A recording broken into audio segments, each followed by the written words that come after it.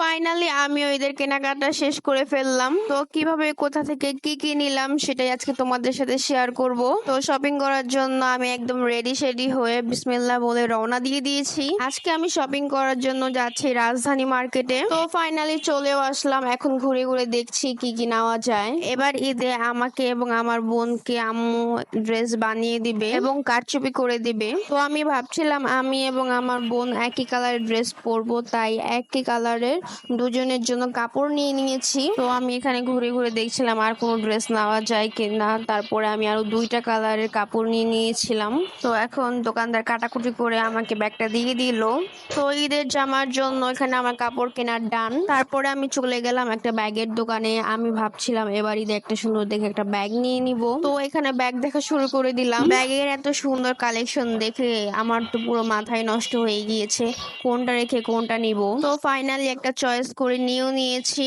তারপর চলে গেলাম জুতা কিনতে। বেশ কয়েকটা দোকান ঘুরে ঘুরে দেখছিলাম, কিন্তু মনের মতন কোনো জুতা খুঁজেই পাচ্ছিলাম না। তারপর অনেক ঘুরে ঘুরে দেখার পরে আমি এবং আমার বোন জুতা নিয়ে নিলাম। তো জুতা কেনা শেষে আমরা চলে গেলাম ফুচকার দোকানে। তো টেবিলে বসে পড়লাম, এখানে বসে বসে ফুচকার জন্য ওয়েট করছিলাম।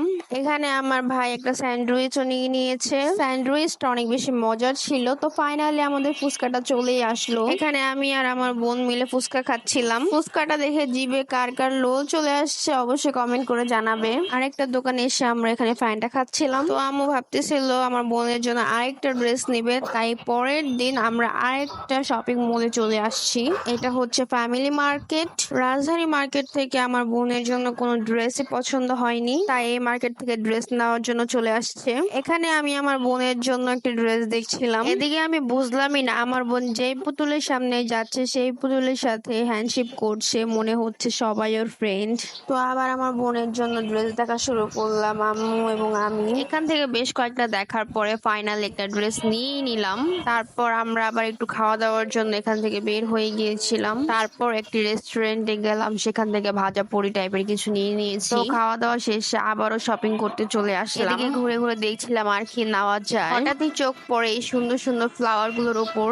এত সুন্দর কালারের কম্বিনেশন, খুবই ভালো লাগছিল। এখান থেকে বোরখাটি দেখছিলাম, খুবই ভালো লাগতেছিল। বাট কিছুদিন আগে আমি বোরখা কিনেছি, তাই আমি এখান থেকে নিলাম না। তারপর সব শেষে আমি এখানে কিছু টুকিটাকি মেকআপ কেনার জন্য কসমেটিক্স এর দোকানে চলে আসলাম। এত সুন্দর সুন্দর জিনিস দেখে মন চাচ্ছিল সবই নিয়ে নি। তারপর এখান থেকে কিছু জুয়েলারিও নিয়ে নিয়েছি আমি এবং আমার বোনের জন্য। কি কি নিয়েছি তা তোমাদের সবাইকে বাসায় গিয়ে সবকিছু দেখাবো। তো সুন্দর মতো সবকিছু কেনাকাটা শেষে এখন বাড়ির উদ্দেশ্যে রওনা দিয়ে দিলাম। তো ফাইনালি বাড়িতে চলেই আসলাম। এই তো আমাদের এত এত শপিং। তো এখানে আমার বোনের এবং আমার ড্রেস রয়েছে, সেটা তোমরা ঈদের দিনে দেখতে পারবা, এখন তোমাদের দেখাবো না। তো এখানে আমার আব্বু এবং আমার ভাই একই রকম পাঞ্জাবি নিয়েছে ঈদের দিন পরবে। আর এটা হচ্ছে আমার ভাইয়ের জুতা। তারপর এখানে হচ্ছে আমার বোনের জুতা, ওর জুতা কিন্তু অনেক বেশি সুন্দর হয়েছে।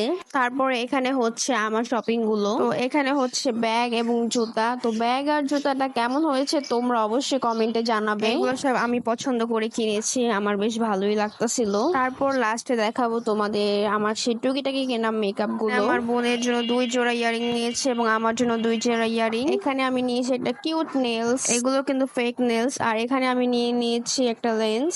তারপরে দেখো আমি কি সুন্দর একটা কিউট ছোট্ট মিরর নিয়েছি, এটা ইজিলি ব্যাগে ক্যারি করা যায়।